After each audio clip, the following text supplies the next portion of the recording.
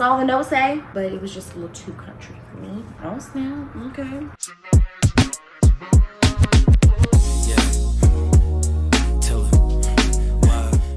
Hey y'all, welcome back to True to Shelf. It has been forever and a day on this channel, but y'all know when life starts lifing, I have to sacrifice YouTube. In particular, this channel. I told myself the new year I was gonna get back on track with filming consistently on this channel because I love Booktube. So definitely gonna get back into it. Excuse the hair wrap, y'all. Having a bad hair day and wash day is not till tomorrow. So my next few videos, I will have my head wrap on. Hopefully it's not distracting. Long story short, I won't go into too much why I've been gone. If you can't see right now, I'm pregnant. It's one of the reasons. I was just getting over a really bad cold. I still actually have it. I'm just now starting to feel better. I was in school, finishing up my semester. That takes up so much of my time. And I was just really going through a lot at work. So yeah, I won't waste any time. I have a huge book haul to do. I think it made the most sense for my first video back to be a book haul because I have not stopped buying books since I've been gone, and this is what I've acquired over the past 6 months. So let's not waste any more time and get on into it. So I have quite a few mini books here. I got a lot that was on my, I keep a physical and non-physical TBR, a list, and the non-physical is obviously books I want to buy. So I got a lot scratched off of that list over the past 6 months. These are all, so there's 25 books total. I'm gonna start with my 2 most recent book of the month choices. I did cancel my subscription to book of the month because I just felt like I was not getting quality books from book of the month. So I don't know, I might start my subscription back up in the new year, not sure. So I actually chose 2 for June before I canceled my subscription. One was Honey by Isabel Bantam. I actually did read this over my time gone. I will mention my thoughts about it in a different video. But it's basically about 2000s pop star and her life surrounding that, like her origin story and how she ends up becoming a pop star and the downfalls and upsides of being a pop star in the late 90s, early 2000s. Like I said, I will go into depth of what I thought about this book in a different video, but it was not my favorite. Next one, I got One Star Romance by Laura Hankin. I've heard from other booktubers that this was actually a really good book, but I have not read it yet. The short synopsis says a struggling writer is forced to walk down the aisle at her best friend's wedding with the man who gave her book very public 1-star rating in this fresh romantic comedy. So it's a rom-com, probably enemies to lovers, possibly. He gave her a 1-star rating on her book. Forced to bring him as a date somehow, some way to a wedding, probably fall in love. Sounds predictable, but hey, we don't know. But I do love the cover, it's super cute. So those were my last 2 book of the month choices. Next, we'll get into what I got from Barnes Trip. I went really crazy. My boyfriend gave me some money and I just went to Barnes & Noble and got a bunch of books, and I left out with a premium membership as well. So pretty funny. But first one was The Reformatory by Tanana Reeve Dew. It is a historical fiction book about a little boy that is only 12 years old and gets sent to the reformatory, which is a school/prison for troubled little boys. You can go there from age anywhere from, like, I think 8 to 21. The black child, his name is Robbie. Him and his sister are traveling somewhere one day by foot, and a white man comes and tries to approach his sister, and he gets mad and ends up kicking the white man. And I don't remember if the white guy told his dad, who is a real prominent figure at this point in time and has a lot of influence and connections, and gets Robbie sent to the reformatory, or if he just witnessed it himself. I don't remember that part, but either way, Robbie ends up in the reformatory for that incident, and the story is just about what happens to him during his time there. He was sentenced 6 months. It's another book I read during my time away. I'll talk about it more in another video later,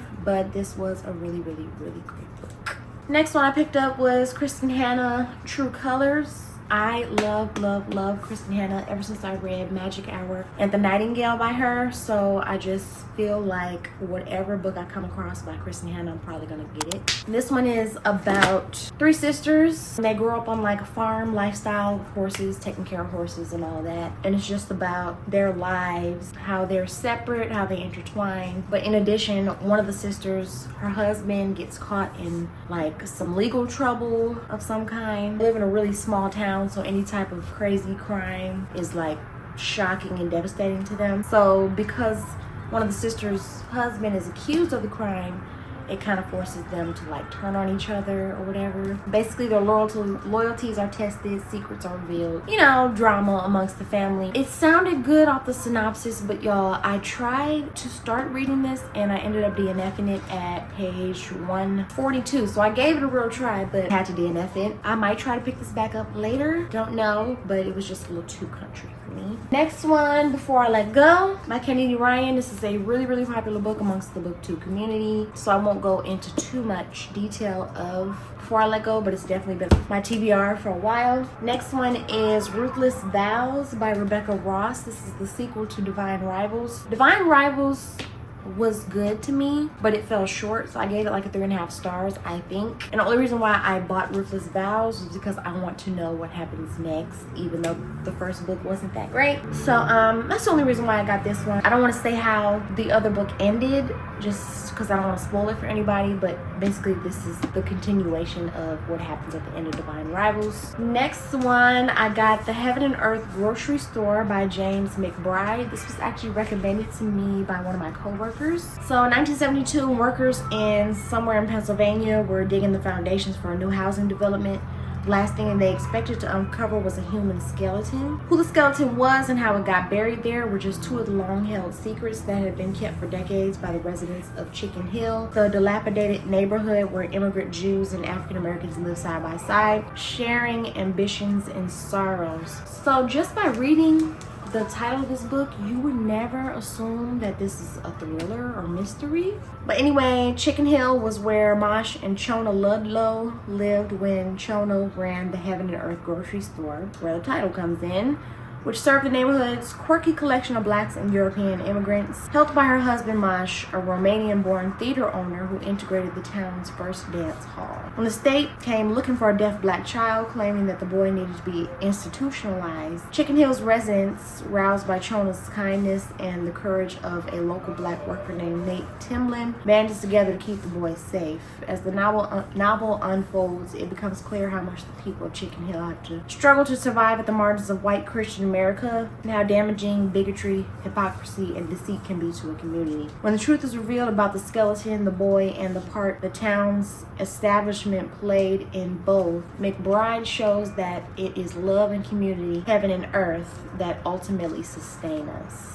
Okay, that synopsis kind of lost me a little bit, but he kind of wrapped it all together at the end, because I'm like, okay, so what does the finding the skeleton have to do with the deaf boy? But I don't know, I might try and read this next. I've heard good things about it, especially from my coworker that recommended it to me. Might be my first read of the new year. The next 4 books are from Thrift Books. Y'all, I love shopping on Thrift Books. They have all classic novels for cheap prices. That is a dangerous online store for me. I had this idea to go back and read some of my favorite childhood books. Why, I don't know, but I got 4 of my favorites. One being Dragon Rider by Cornelia Funk. It is a YA fantasy, one of the first books I've ever read. So it's about this dragon named Fire Drake. He's basically on this adventure to find where other dragons can live in peace forever. It's like this magical place where just for dragons, where they can live in peace, live amongst each other, and not be bothered by humans. So along the way, him and 2 other men in sorrow,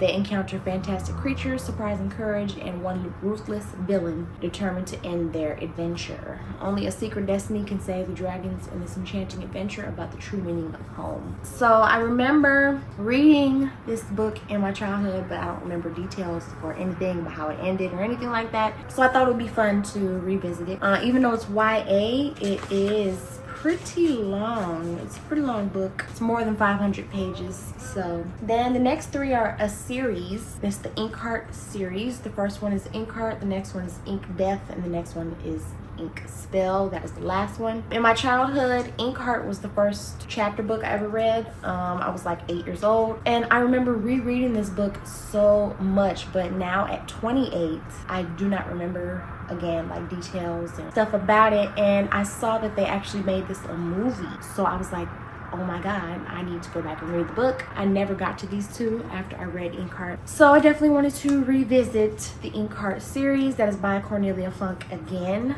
I'm actually in the middle of reading Inkheart right now. I started it at the beginning of the month. Next one, this stack is from Target.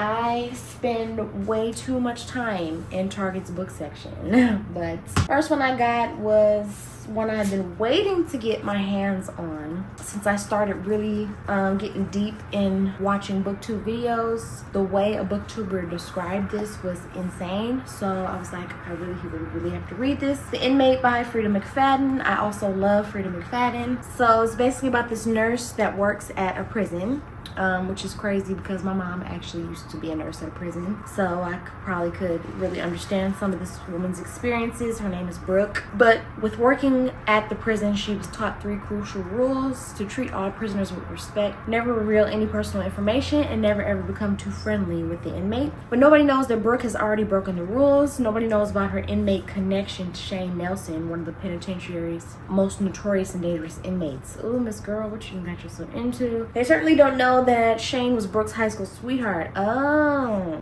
okay, so she used to date this guy. Star quarterback, golden boy who's serving a life sentence for a series of grisly murders, or that Brooke's testimony was what put him there. I remember the booktuber saying that this book was so great, but when I read synopsis and buy a book and never touch it until I read it, I completely forget about them. So I think I'm gonna change my mind and read this next, because this is shorter than the Heaven and Earth grocery store. And I also haven't read a really good thriller in a while, but Shane knows. He knows more than anyone, and he'll never forget. The Inmate is a propulsive, mind-bending thriller about how we define guilt and who has to pay for it. Next one I got was Wrong Place, Wrong Time by Gillian McAllister. It's about this woman. She has an 18-year-old son. She wakes up, notices he's not home. It's past his curfew, so she just starts to look for him, but she first just looks out the window and, sees maybe he's outside doing something, whatever. She actually witnesses him killing somebody. So obviously he gets arrested, and the book is actually a reverse timeline about like the mom trying to stop her son from killing this man in the future. Again, this is another one I read over the 6 months I've been gone, so I won't say too much, but again, this was not one of my favorite books at all. Next one I got, I heard a lot about in the community, The Midnight Library by Matt Haig. I think this is a fantasy. Enter the Midnight Library. Nora's life has been going from bad to worse, and at the stroke of midnight, on her last day on Earth, she finds herself transported to the Midnight Library, where each book contains an alternate life, a possible world in which she made different choices. She's given what seems like the ultimate opportunity, a chance to undo her regrets and try out each of the other lives she might live. But things aren't always what she imagined they'd be, and soon her choices place the library and herself in extreme danger.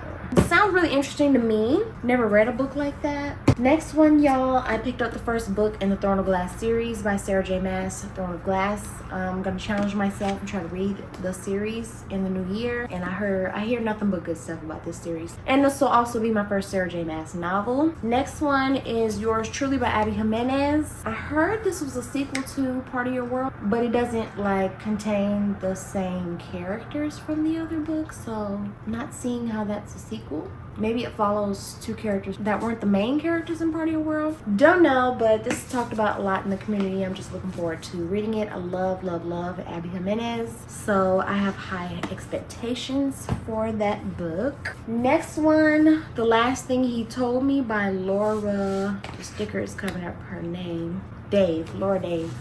Before Owen Michaels disappears, he smuggles a note to his beloved wife of 1 year. Protect her. That's all the notes say. That'll make me mad. Like, what do you mean? Despite her confusion and fear, Hannah Hall knows exactly to whom the note refers. So, okay, she's not confused. Owen's 16-year-old daughter, Bailey, who lost her mother tragically as a child. Bailey, who wants absolutely nothing to do with her new stepmother. As Hannah's increasingly desperate calls to Owen go unanswered, as the FBI arrests Owen's boss, as a U.S. Marshal and federal agent arrive at her Sausalito home, unannounced, Hannah quickly realizes her husband isn't who he said he was. Ooh, this sounds really good too. And that Bailey just may hold the key to figuring out Owen's true identity and why he really disappeared. Yeah, this one sounds really good. And they say it's available on Apple TV. So I don't know if it's a movie or a show. I have to read that before I go and watch it on Apple TV. And last one from Target is Truly Madly Deeply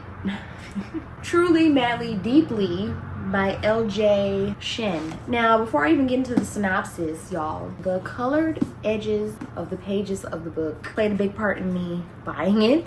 I just think that is so cute and unique. I do not have not one other book that has colored edges on the pages. That played a big part in me buying it, but it also sounds interesting and something different from what I've read before. I know it's a romance. Conceited, unattainable, and downright delicious, renowned Michelin star chef Ambrose Casablancas has one passion in life, which is food. Women are a distraction. He doesn't do those, especially Cal Litvin, his baby sister's best friend. Maybe the love interest is a little younger than him, so it might be an age gap thing. Her entire existence is a complication. She's awkward, eccentric, infuriating, and much to his chagrin, hotter than his kitchen. Oh snap, okay. Ambrose has a lot on his plate: a new restaurant to open, a multi-million-dollar property deal to execute, and a violent stalker to tame. Because I'm not even really big on like romance. If I read a romance, it has to be fire, and this sounds really, really good. But let me finish. Then Cal shows up at his doorstep looking for both a job and salvation after their messy goodbye. His resolve, like his patience, is ebbing each day she works at his restaurant. Because Cal is no longer a doe-eyed girl. Now she's the woman he'll do anything to conquer. Alright, y'all. My last stack in my book haul came from Walmart. First one I got was Butcher and Blackbird. This is part of the Ruinous Love trilogy. This is talked about a lot in the community, so I won't get too much into it, but I know it's about two serial killers, I think, and they find love, something like that. The short synopsis says, the viral friends to lovers dark romantic comedy full of murder, chaos, and sizzling chemistry. Can Rowan and Sloane dig themselves out of a game of graves, or have they finally met their match? I've heard pretty good things about the book, so it's the reason I bought it, and also the cover is just so cute to me. So yeah, I'm looking forward to getting into that one eventually. Next one, I wanted to get into reading more Kennedy Ryan. It's another romance by her. Raised to rule, bred to lead, and weaned on a diet of ruthless ambition. In a world of haves and have-nots, Maxim Cade's family has it all, and he wants nothing to do with it. At odds with his oil mogul father, he's determined to build his own empire, even if it means traveling far from home, painted as the black sheep. Lennox Hunter is the exception to every one of Maxim's rules, protesting the oil pipeline that threatens to destroy her ancestral land. She meets Maxim in a flurry of stars and sparks. That one moment changes everything, and it changes nothing. Maxim's family is still the one stealing from hers, and his father is still the man she hates most. He lies to have her once, and despite the truth, he'll do anything to keep her. Lennox tries to hate Maxim, but the inexorable pull between them across miles and years will not be denied. Sounds pretty interesting. I've never read like an oil industry book. Next one, this was actually an option in the book of the month sometime last year, and I picked something else over it and then picked it up later at Walmart. It is The Reappearance of Rachel Price. It's exactly what it sounds like. The girl's mom goes missing when she's like 2 years old or something like that, 2 or 3, and she eventually reappears in her life when she's like 14 or 13 or something like that. She's a young teenager. So the whole book is like, where have you been? What you been doing? Why are you lying? Where you been? You know, stuff like that. I actually started this book and DNF'd it. Next one, it's another romance.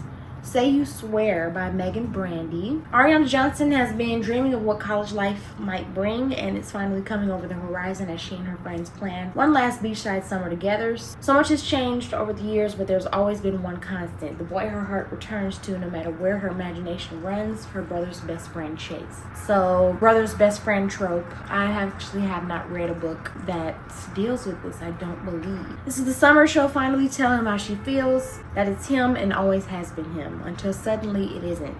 Ariana's heart is in splinters when she meets star quarterback Noah Riley. His friendship is exactly what she needs after Chase's rejection, but from the start, Noah wants more. Even when their path is blurry, even when tragedy strikes, even when Ariana doesn't know her own heart, Noah fights for the feelings he knows they both have, no matter what it might cost them. Sounds okay. Next one was just a really random book. I've never heard of the author or the book. It's called Gifting Fire by Alina Boyden. It's a fantasy novel. Don't know if I'll get to this throughout the year though, but we'll see. Next one is Before We Were Strangers by Renee Carlino.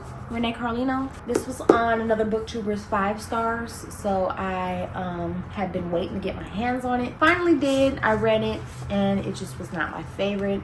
It's about this couple. They meet in college. Something happens, the guy moves away. He tries to attempt to contact the girl, but miscommunication happens and they don't, but they end up stumbling upon each other on a train in New York, and he fights to find out where she's been because it only lasted like a second, and they rekindle. So it's all about their love story and what happens over the year gap. I think 15 years went by. It was okay. And then the next one, last one in the haul, is The Prison Healer by Lynette Noni. This is another series that I wanted to get into. I heard about it on another booktuber's channel. 17-year-old Kiva Meriden has spent the last 10 years fighting for survival in the notorious death prison Zalendov, working as the prison healer. When the rebel queen is captured, Kiva is charged with keeping the terminally ill woman alive long enough for her to undergo the trial by ordeal. A series of elemental challenges against the torments of air, fire, water, and earth assigned to only the most dangerous of criminals. Then a coded message from Kiva's family arrives containing a single order: do not let her die. We're coming. Aware that the trials will kill the sickly queen, Kiva risks her own life and volunteers in her place. If she succeeds, both she and the queen will be granted their freedom, but no one has ever survived. Wow. With an incurable plague sweeping Zalendov, a mysterious new inmate fighting for Kiva's heart, and a prison rebellion brewing, Kiva can't escape the terrible feeling that her trials have only just begun. So this is the first book in the series. The next one is The Gilded Cage, and then The Blood Traitor. So this will be another series I want to get into. Alright y'all, that was it for the huge 25 book haul. That's what I've acquired over 6 months since I've been gone. Stay tuned. I am doing a wrap up for the time I've been gone, and I want to do my DNFs. Also, I'm going to do my January TBR. Stay tuned y'all. I have lots and lots of videos coming soon. And like I said in the intro, I plan on staying consistent with this channel. So I'll see y'all in the next one. Right outside, TT, 2-turn.